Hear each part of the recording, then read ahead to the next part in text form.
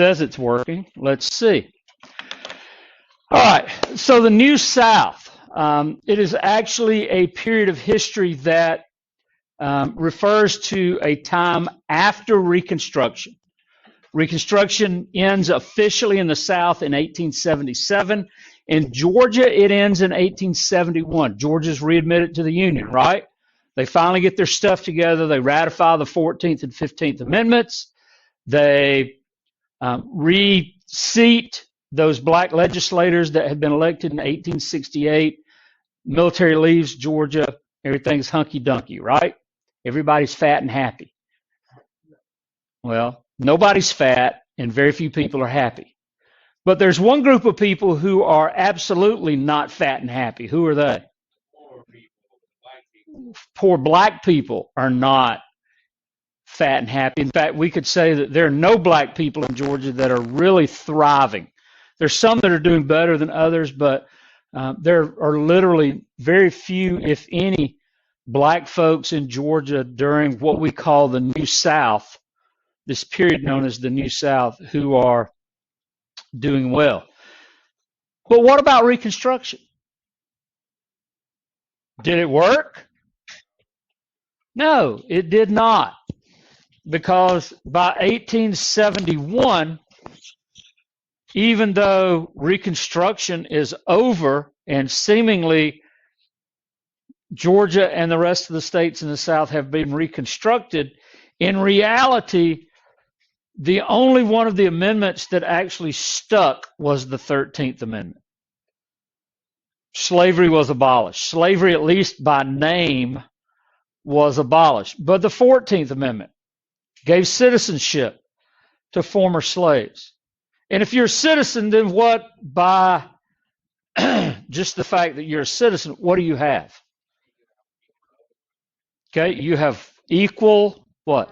Rights. Everybody's got the same rights. Did black folks after Reconstruction have the same rights as white Georgians? No. 15th Amendment.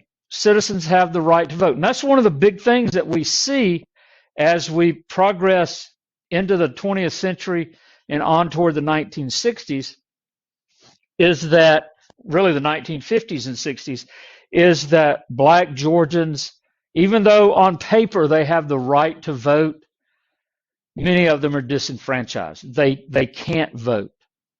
And if they could vote, they won't, because it is so dangerous for them to do so.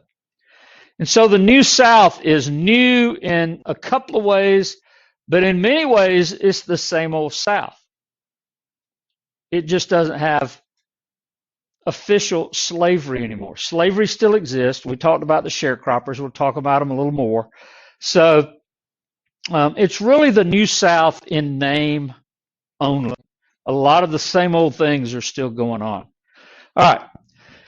One group of people, and we mentioned them yesterday, but one group of people that really have a tremendous impact on Georgia politically, and I guess y'all are either going to have to write this or I'm going to have to give you something. What do you want? Oh, good gosh, y'all are spoiled. Just rotten. Some of y'all, I give this to you and you don't even write on it. You have pure and pristine blank notes throughout the year because you don't write on it. You don't take notes. You're welcome. Come on, Rayleigh.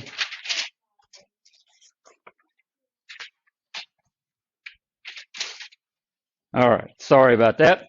So the Bourbon Triumvirate is in reality a group of people. It's three people. That should be pretty obvious just from the term, what? Triumvirate, three. And it is the Bourbon Triumvirate. Where did I put my remote control? Oh, there it is. It is the Bourbon Triumvirate, not because these men like to sit around and drink bourbon, although they might have liked to do that. It's because of the term bourbon, what it actually means, and we'll talk about that in just a second. Georgia's economy, of course, has been devastated by the Civil War. Farms have been destroyed. Major cities have been destroyed. Railroads have been destroyed. But by the end of the 1800s, Georgia's economy has recovered to a great deal, or to a certain extent. And that recovery is because of these three men that are known as the Bourbon Triumvirate. Again, bourbon is not refer to the fact that they like to drink bourbon. It refers to a term used to describe a powerful French ruling family. And that word evolved, and it came to mean any powerful ruling elite. And the question I've asked all day is, do we have a bourbon today? I mean, think about it. People enter into the Senate or they enter into the House of Representatives and they stay for what? Do they just stay for one term? Most of the time, it's multiple terms. And in fact, Joe Biden is a good example of someone that I think would be part of a bourbon. He's been in Washington, D.C. for 47 years. He's been in politics for over 50 years. He's part of a powerful ruling elite, but yet that's who we keep electing to office, right? So we have nobody to blame but ourselves. So, is this a bad thing? Is it a good thing? It does depend, and what we're going to see, I hope, will help you make a decision on that. So three men. Let's talk about these three men. The first one is Joseph Brown, or Joe Brown. You should remember that face. You should remember me telling you or asking you who he was from yesterday. Joe Brown was the governor of Georgia during the Civil War. He was the governor of Georgia before the Civil War. He is not the governor of Georgia after the Civil War. He is a Democrat who joins the Republican Party. So that makes Joe Brown a what? A scallywag. He is a scallywag, joins the Republican Party simply so that he can be elected to office. In reality, at his heart, down in the deep, dark bosom of his soul, Joe Brown is what? He is a Democrat. He runs and is elected to be the Chief Justice of Georgia's Supreme Court. He holds that office for 2 years.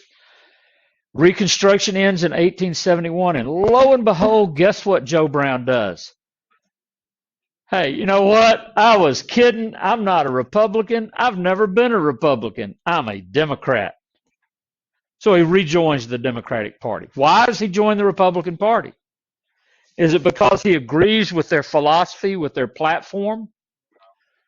He does it simply so he can be reelected or elected and be a part of Georgia politics. So after Reconstruction, like most successful Georgia politicians of the time, he comes out of the closet, so to speak, and rejoins the Democratic Party. Okay? He is one of Georgia's wealthiest men. And the question you have to ask yourself is, how does he become so wealthy? Is it because of politics, or is it because of something else? I kind of think it was both. And beware of men, women who become wealthy while in office. They have obviously done something they probably shouldn't have done.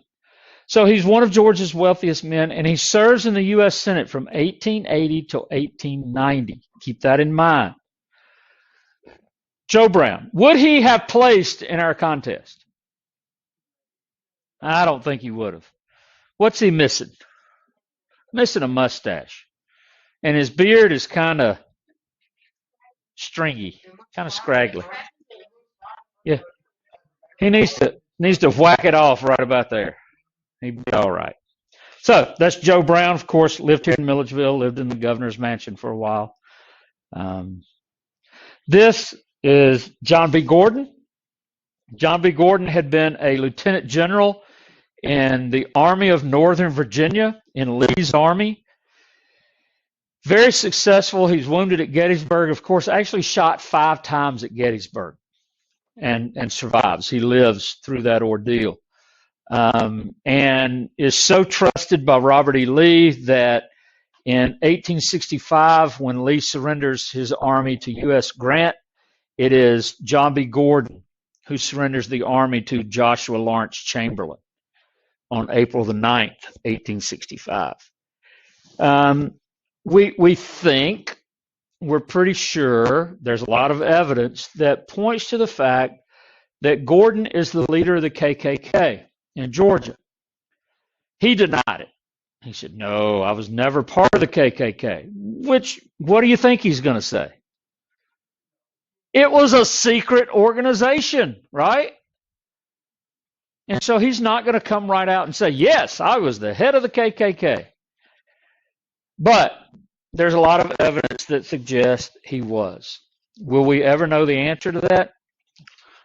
I don't know, but I think most of the evidence points to the fact that he is a part of the KKK. Regardless, he works hard to undermine Reconstruction. He doesn't necessarily come out and fight against it publicly, but he works to make Reconstruction less successful than it could have been. He serves as a U.S. Senator twice, and he's also the governor of Georgia. Keep that in mind. He's a U.S. Senator, and he's the governor of Georgia. And he's very popular. I mean, who wouldn't want to listen to John B. Gordon? Here's a man who was shot 5 times, survived. He's a hero to the people in the South, particularly the people of Georgia. So he's very popular. But he does get some criticism for being in it for himself and not necessarily the state. Does that sound like politicians today, maybe? Yeah, a little bit. Politicians haven't changed much. It's like, you can't get a tiger to change his stripes, right? It's always going to have stripes. Can't get a leopard to change its spots. Always going to have spots. Can't do anything about it. And that's part of being a politician, even in the 1800s, late 1800s. And then finally, we have Alfred H. Colquitt. Now, Colquitt was one who was strongly opposed to Reconstruction. He did not want to see the 14th and 15th, probably didn't want to see the 13th Amendment ratified, but he's opposed to Reconstruction. What's wrong with Georgia's railroad after the Civil War? There is no railroad. And so Alfred Colquitt becomes a successful railroad and textile speculator. What does that mean? To be a railroad speculator, you're going to buy land in anticipation of the railroad coming through. So in Baldwin County, he might have purchased land between here and Lake Sinclair. Why? Because he was pretty sure that's how the railroad was going to be built. And so he'd buy the land. So who does the railroad company buy the land from? Alfred H. Colquitt. Does he make a profit? That's the only purpose for doing it. He does the same thing with textiles. He buys cotton. He buys cotton cloth at one price, expecting to sell it at a higher price. That's what a speculator does. And there's nothing wrong with that, unless you're heavily involved with the government at the same time, which Alfred Colquitt was. He serves as Georgia's governor and U.S. Senate. So what do these three have in common besides their name being linked together? What do they have in common? They all served as Georgia's, and they all served as Georgia's U.S. senators. Pretty interesting. And then Alfred H. Colquitt, probably not as sneaky as John B. Gordon and Joe Brown. There's a lot of speculation. There's a lot of suspect, or a lot that is suspect about Alfred H. Colquitt and being corrupt. Was he a corrupt politician? There's no doubt. He was a corrupt politician. But he's got nice hair. But he also doesn't have a beard. Can we really trust a man without a beard? No, not in the 1800s. I'm just saying that. Y'all know that, right? But it is true. What? I got a mustache. I can grow a beard. I like growing beards. I'll have a beard one day. All right, so Brown, Gordon, and Colquitt are the heart of Georgia politics from the 1870s until the 1890s. Their relationship finally falls apart in the 1890s. But you get nothing done unless it goes through John Gordon, Joe Brown, and Alfred Colquitt for about a 20-year period, particularly the end of that 10-year period. They have a philosophy, a platform rather, that argues that Georgia's future is not in agriculture. Georgia's future is in business and industry. Atlanta is being rebuilt. And part of what allows Atlanta to be rebuilt is a focus on business and industry. They use their wealth, they use their popularity to reestablish the Democratic Party in Georgia. I mean, here you've got Joe Brown, former governor of Georgia. You've got John Gordon, Civil War hero. You have Alfred Colquitt, who's a governor, who's a senator. They're all three very popular, and they use that popularity. Hey, we need to be focused more on industry. We need to be focused more on business and not just growing cotton. And we need you to be a Democrat. We need you to vote the Democratic ticket. We need you to vote the Democratic Party. After all, we're the party of the people. Which people, though? White people. And so if you vote for us, if you vote for the Democratic Party, it is a vote for the white man. If you vote for the Republican Party, it is a vote for the black man. Who do you want in charge? And so people follow these three guys. They buy into what they're selling. Not only do they reestablish the Democratic Party in Georgia, but they also convince the people, the majority of the people actually, that Georgia's future is in industry. It is in business. It is not in growing cotton. And if we look, 140 some odd years later, 141 years later, was Georgia's future in industry or agriculture? In industry. Industry and business. And so they were right. Imagine a politician being right about something. Now, here's an interesting story, and it just kind of shows the power of these three men. Gordon, Colquitt, and Brown are guilty of collusion.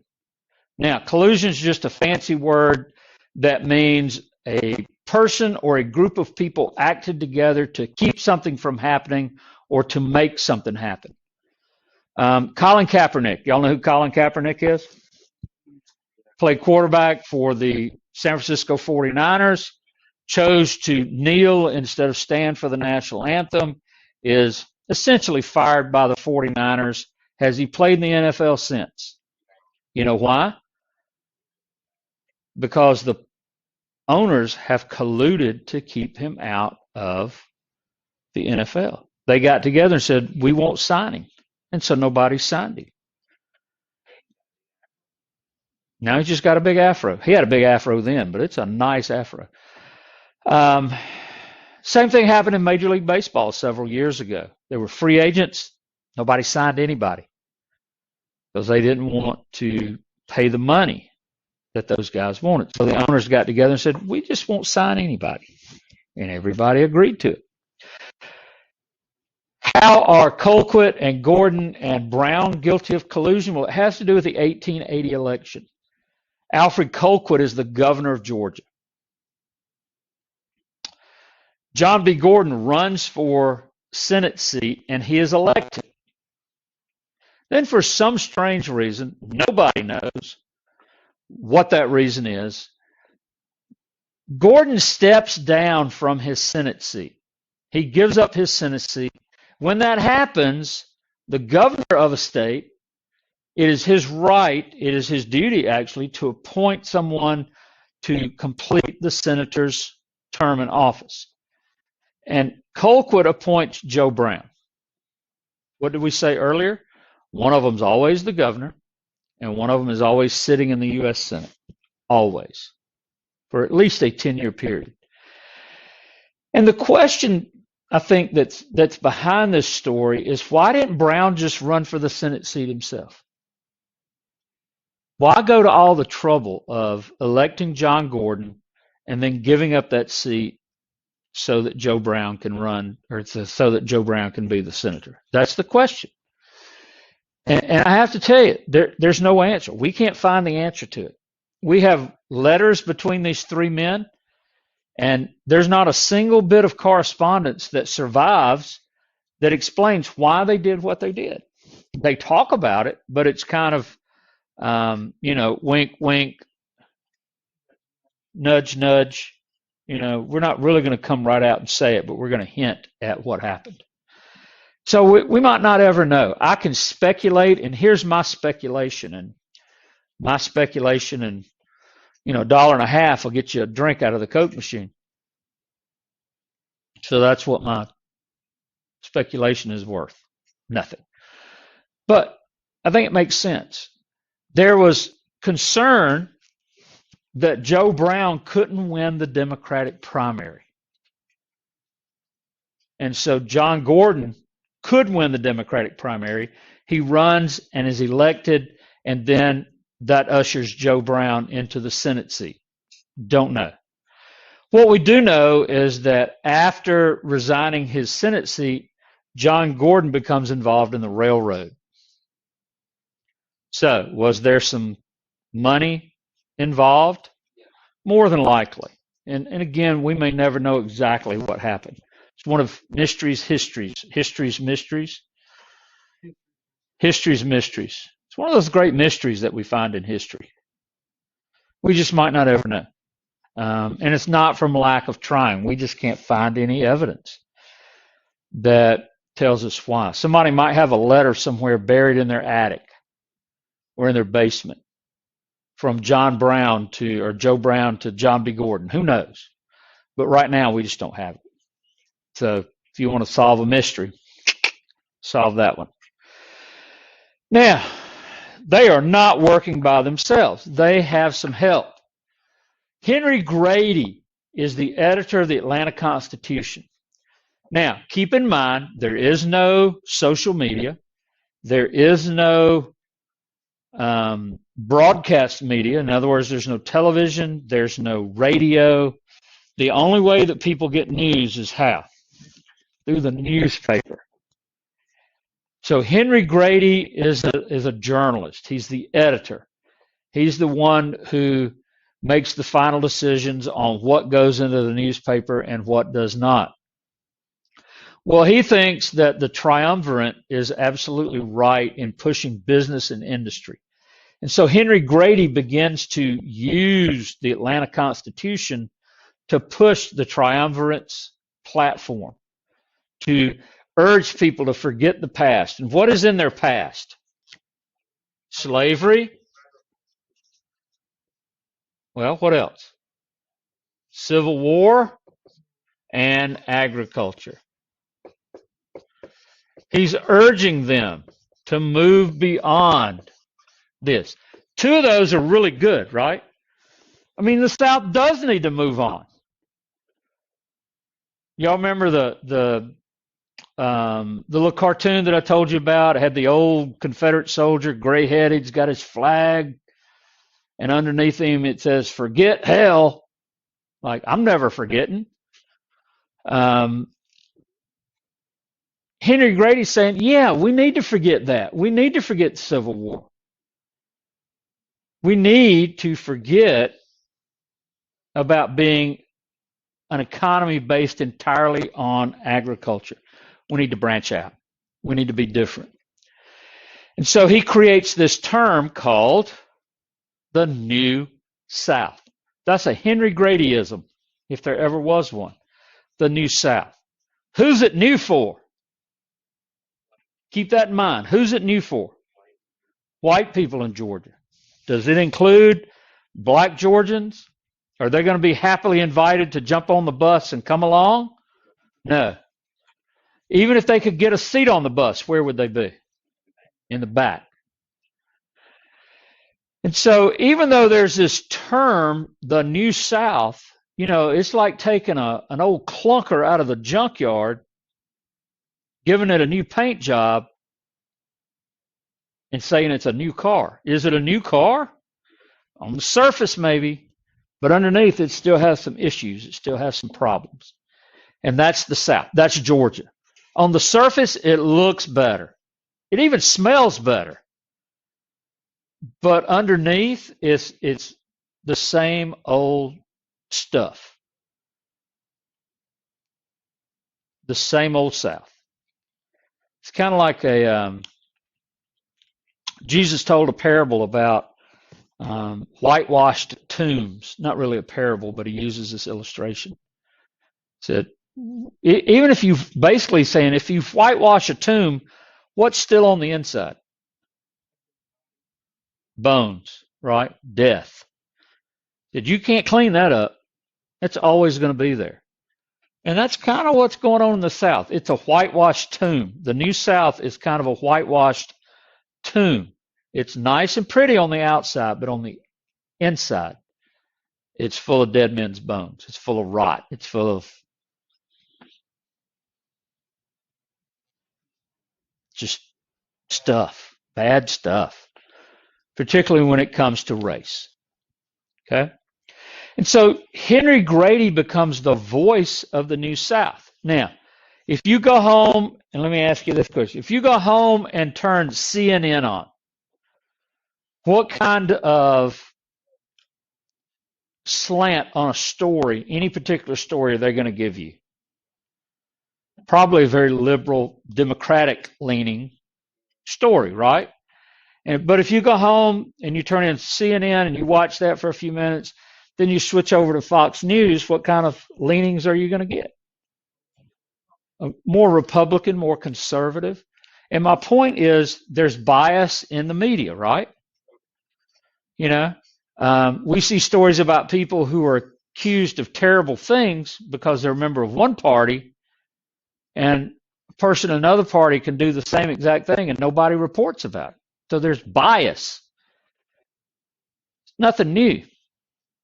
Henry Grady was biased in not necessarily his reporting of the news, but in his editorials in the Atlanta Constitution.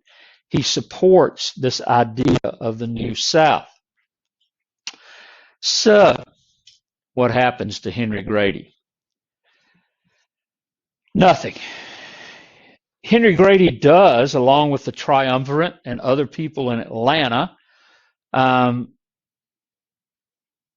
sponsor what is called the International Cotton Exposition.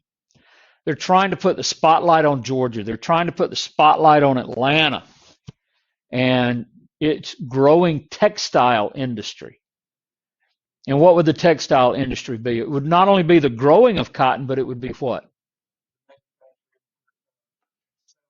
Yeah, it would be the processing of that cotton to make goods in order to sell.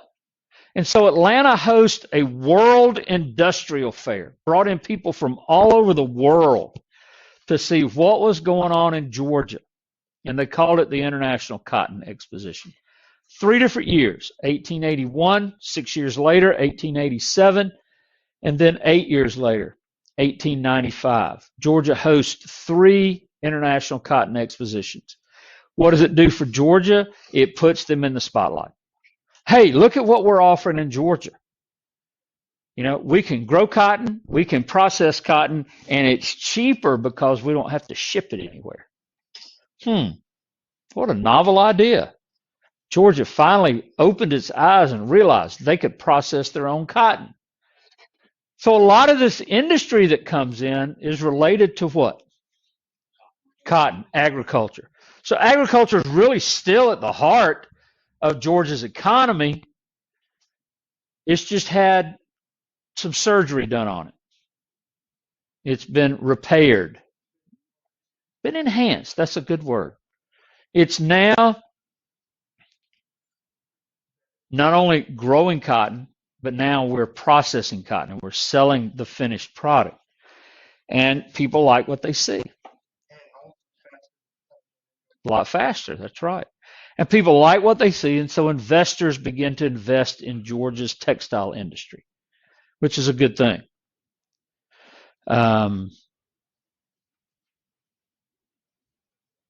Helps Georgia out tremendously.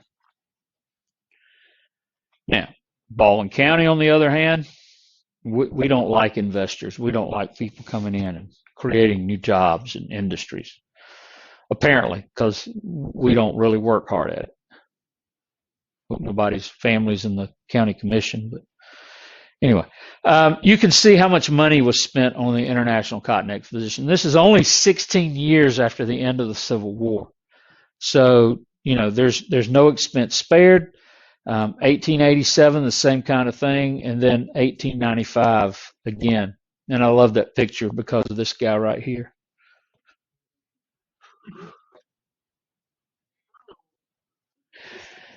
He's grinning at something. I don't know what he's grinning at. Maybe it's that woman wearing the hat. That's a big hat. It's a hat. We'll just leave it at that. I noticed these policemen this morning. I just don't know what they're doing. Hanging out, I guess. All right. And usually I would ask you this question. Everybody's happy, right? No. Everybody is not happy. Farmers are not happy. They resent the idea that the Democratic Party is focusing on business and industry and not agriculture. There's this tremendous drop in cotton prices. So what happens? Cotton prices go. What happens to labor cost? Which way? Up. Why? Why are labor costs more, though? What's missing from the equation that had always been there? Slavery. And so, as a result, cotton prices are down, labor costs are up. What happens to the farmer? He doesn't make as much money, does he? He might not make any money. And again, it's just, it's simple economics, supply and demand. So if the cotton prices go down, is there a high demand for cotton? There might be. Okay. So demand is maybe high. What about the supply? Is it up or down? Well, it eventually goes down. You'll see some figures here in a minute. But for a while, the demand and supply are pretty equal. But then demand drops off, or demand goes up, but there's so much supply that the price goes down. Does that make sense? It's like this right here. What is this? Hand sanitizer, right?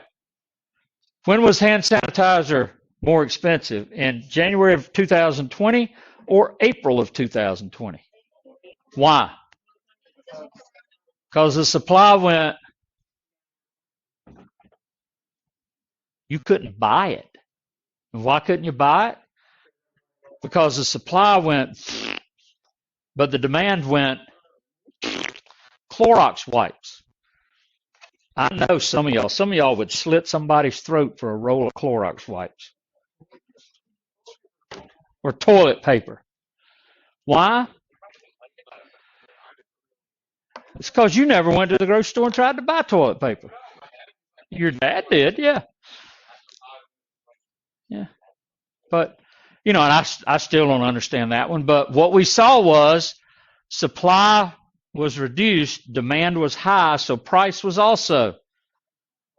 Here you had cotton prices really low because there was a huge supply, but there was also a demand for it. Okay. And price did not, at least in the beginning, elevate itself. So what do the farmers do? They create what are called the farmers' alliances. A group of farmers get together and they work together to sell their product and also to be able to buy things. So what the Farmers Alliance would do is they would create what were called cooperative stores. Who owns the cooperative store?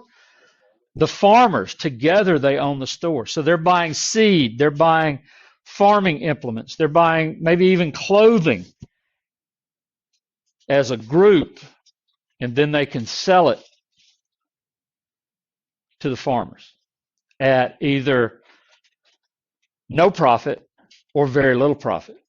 So that's a good thing. We still have those today, actually, in some places. Not necessarily, because farmers aren't in a farmers union. But, I mean, if you've ever heard of the Georgia Farm Bureau, okay, they sell insurance. Who do they sell insurance to? Farmers. Okay, that way they can buy insurance cheaper because they can buy it as a group. Here's the thing, and your parents could probably talk to you. Go and talk to your parents about their health insurance. Do they get it through their work? Most of you, your parents probably do. They get their health insurance through their work. If they don't, then they have to go out and buy a health insurance policy, an individual health insurance policy. I have a group policy. It costs me, I think it's $160-something a month. I've got a friend that retired from Triumph. When he worked at Triumph, his health insurance was about $160 a month. When he retired, it went to over $1,000 per month, simply because he was no longer in that group policy. And so you can really save money doing those sorts of things.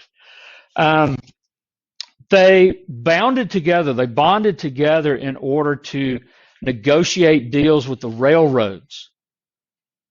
You know, it's a lot easier if all of us go to the railroad and say, hey, we want to spend this much, we want to pay this much per pound of cotton that we export or that we put on the railroad.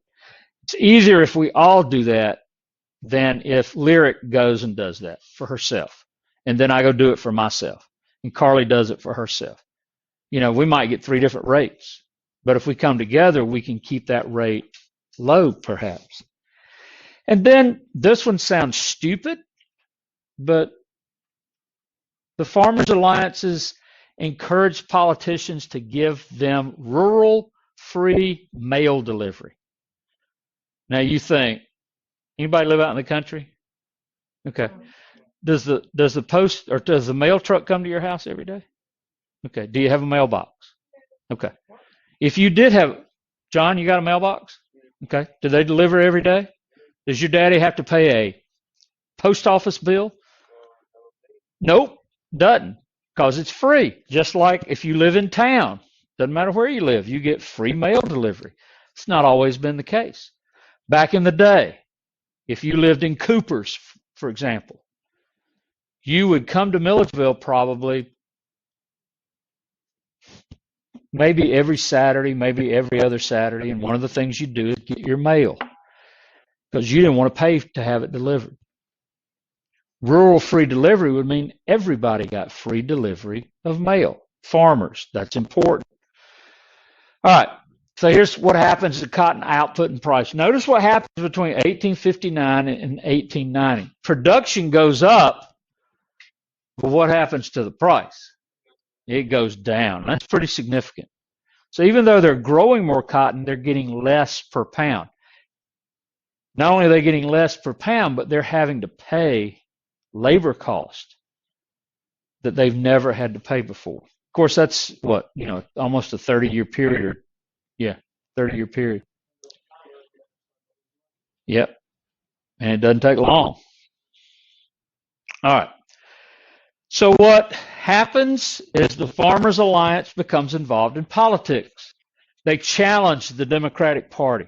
Why? The Democratic Party walked off and left them high and dry, no longer looking out for their best interests. So they formed their own political party called the People's Party or the Populist Party. Let me get through with this before you go. And they fight for farmers. The leader in Georgia is a man named Tom Watson. And the point of this is not only happening in Georgia, it's happening all over the South, the Populist Party, and eventually spreads all over the country. 1890, Tom Watson wins an election. He is elected to Congress, and that's the first crack in the Bourbon Triumvirate. As a member of the House, he wins passage of the RFD bill, Rural Farm Delivery. So farmers now get free mail delivery. All right, we'll finish this or go back to this tomorrow. Okay? Okay.